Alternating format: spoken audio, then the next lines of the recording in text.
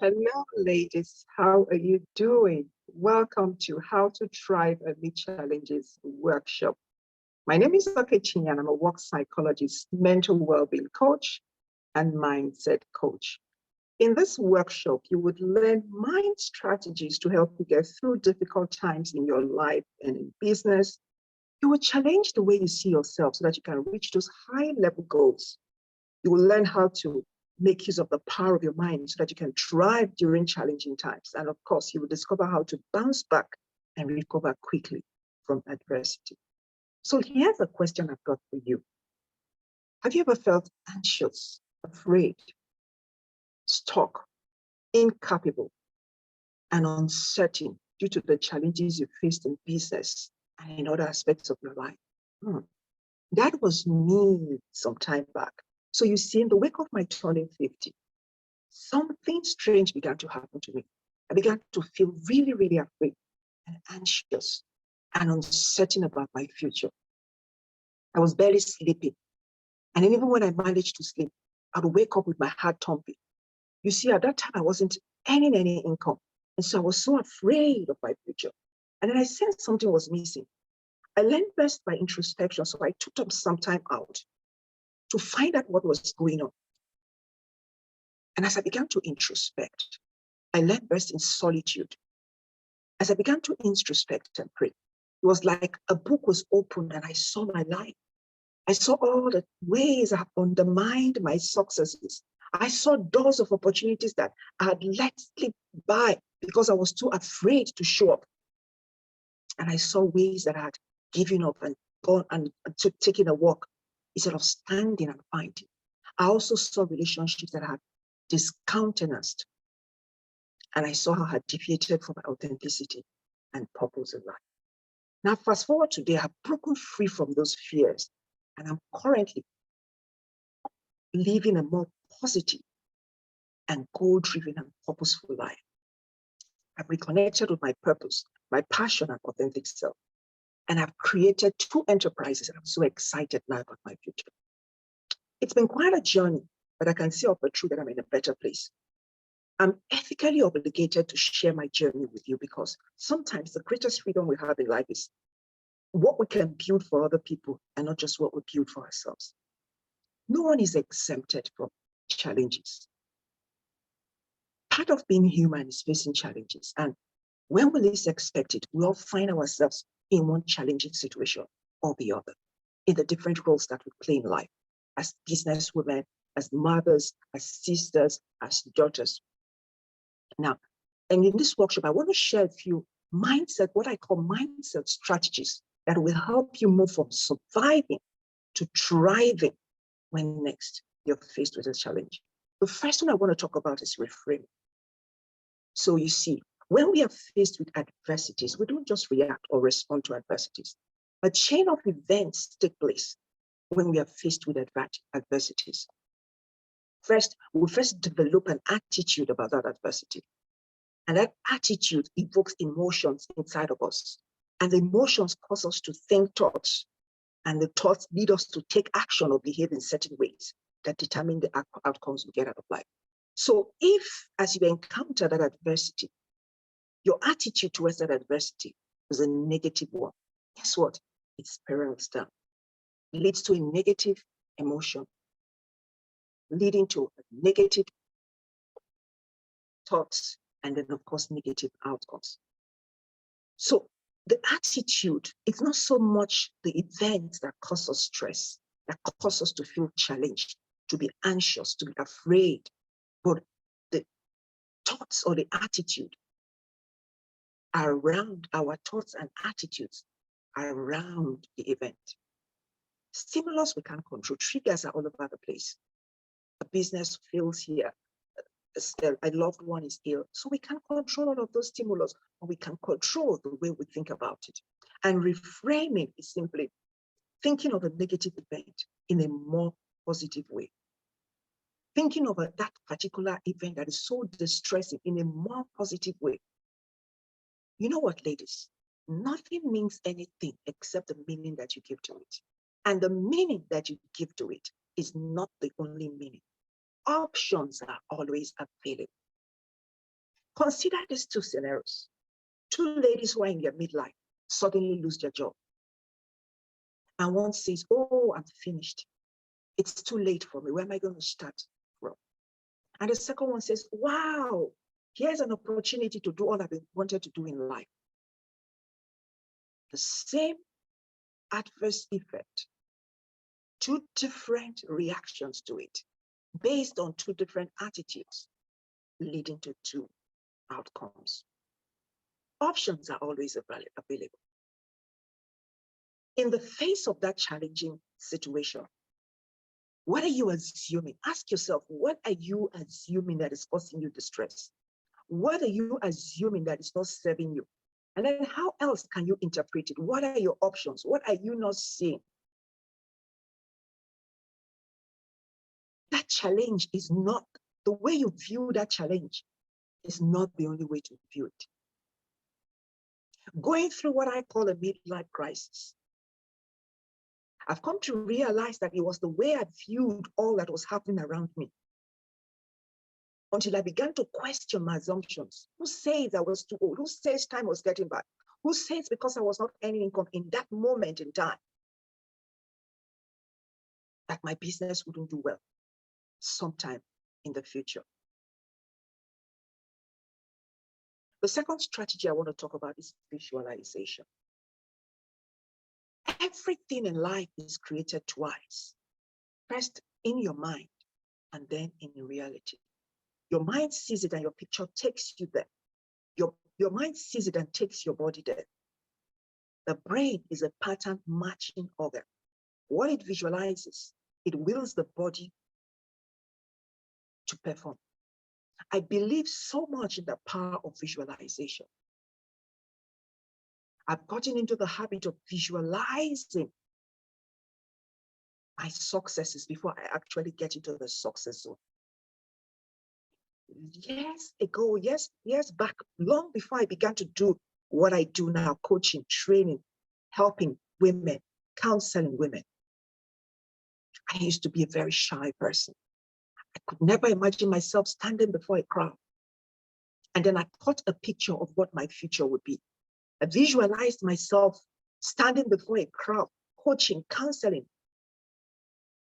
The strange thing about the vision I caught was it was so far from my reality at that point in time. In reality, I was a shy person dealing with fear and low self-esteem. I couldn't consider myself standing before a crowd. But because my mind had caught a vision of the picture, my body invariably began to move there. And here I am today. Now, there is a deep tendency to become what your mind pictures, ladies, provided you hope that mental picture strongly enough and the objective is sound. Visualization breeds an expectation. And when you expect the best, you release a magnetic force in your mind, which attracts the best to you. And it enables you to focus on the future realization. You can visualize yourself, ladies, navigating that present difficulty. You can visualize yourself meeting that target. You can visualize your business doing exceedingly well. You can visualize yourself achieving that high goal. Remember, the brain is a pattern matching organ. What it visualizes and envisions, it wills the body to perform. Now, the other strategy I want to talk about is emotional awareness or emotional intelligence, otherwise known as EQ or EI. It's just the practice of making our emotions work for us, managing our emotions in ways that are personally and interpersonally effective. Components of emotional awareness include self-awareness, self-regard. Self-regard is the extent to which you accept yourself, words and all, no holding back. Self-awareness is the extent to which you're aware of your emotions, of your thoughts, of your triggers, of what causes you to be anxious. Other components of emotional intelligence include self-belief, belief in yourself, optimism, ability to problem solve. So get into the zone of picking up what's going on around you. Get into the habit of asking yourself, why am I feeling this way? What is causing me to feel this way? How else would I want to feel? Emotions are contagious, ladies. It is possible to feel a particular way and then behave in a different way. So get into the zone of asking yourself, do I accept myself? Do I validate myself? Get into the zone of finding out how your emotions affect other people. Get into the zone of always managing your emotions.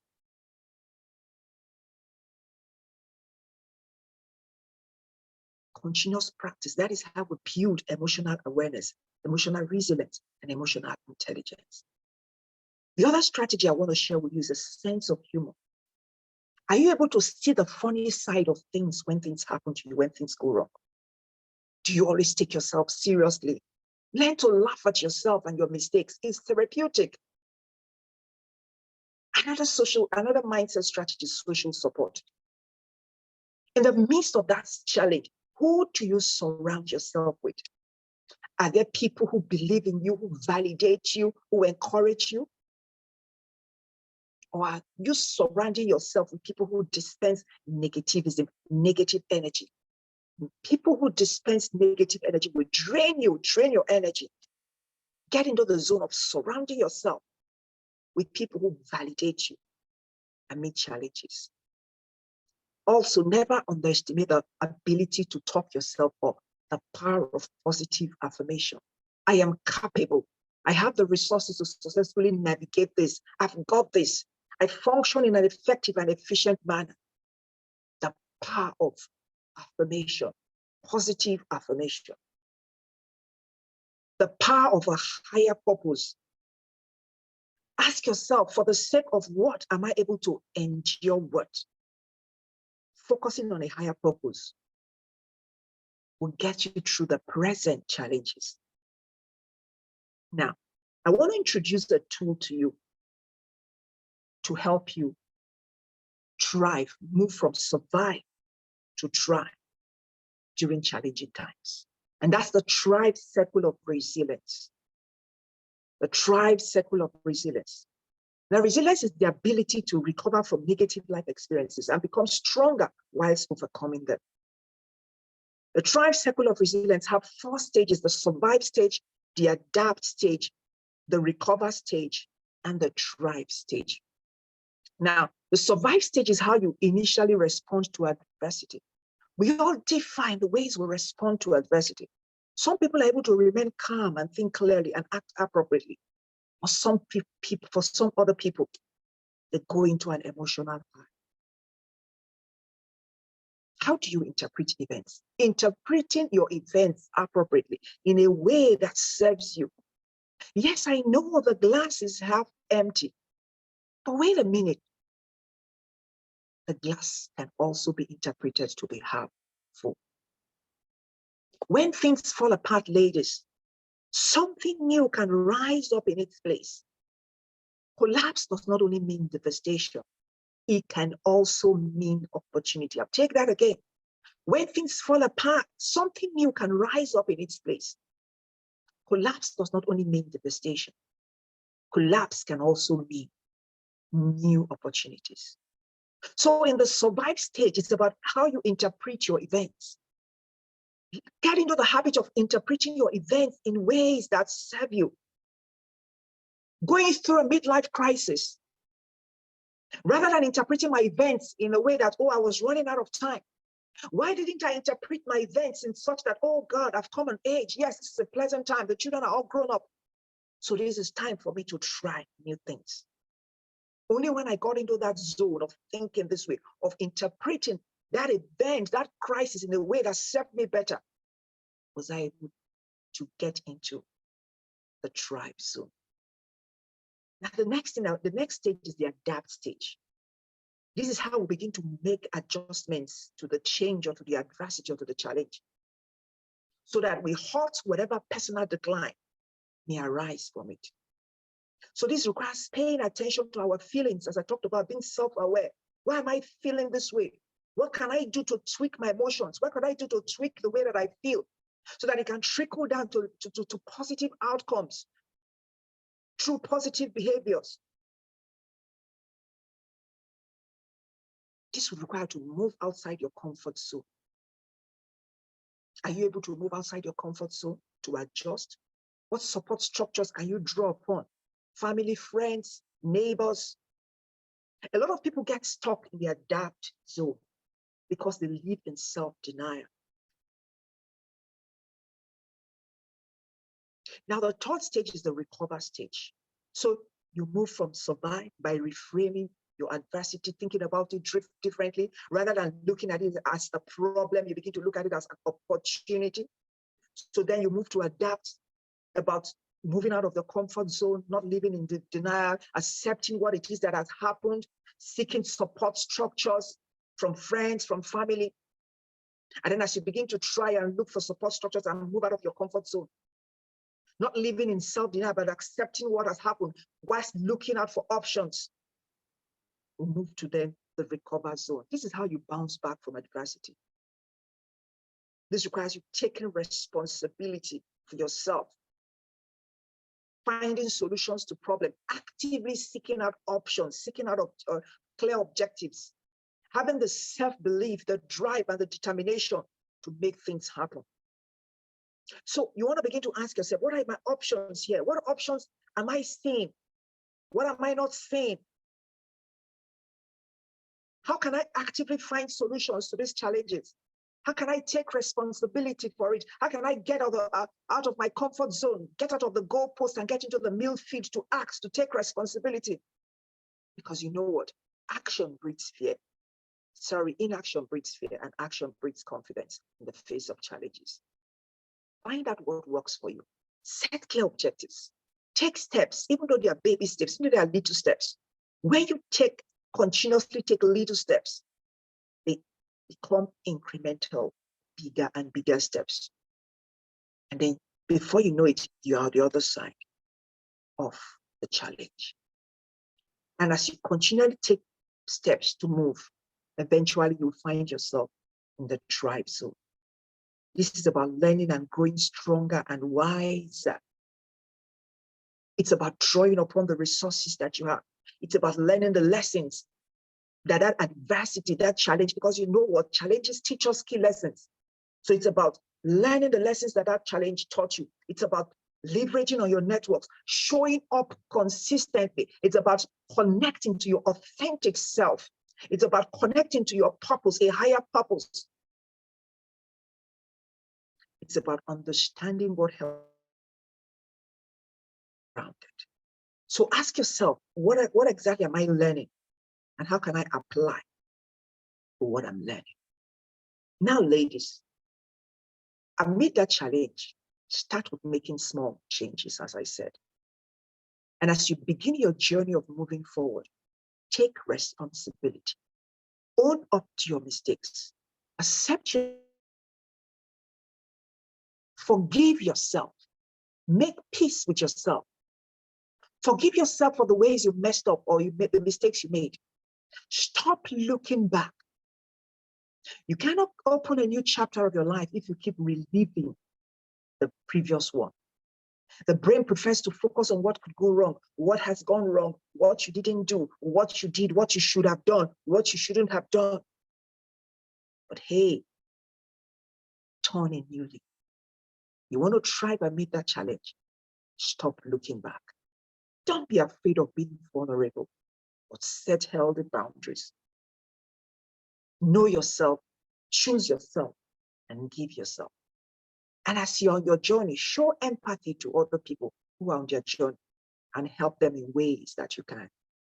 Sometimes our greatest freedom lies not in just what we can build for ourselves, but what we can create for other people. Lastly, never, ever give up. Keep trying to become, irrespective of how difficult it is. Keep trying.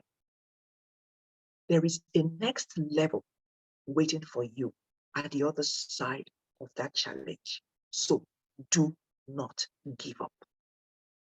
So here's what I want you to do, ladies. Close your eyes. Wrap your arms around your chest. Take a deep breath and breathe and exhale. Feel how capable and how powerful you are. Visualize yourself overcoming that challenge Visualize the steps that you will take to get there. Visualize your very next move.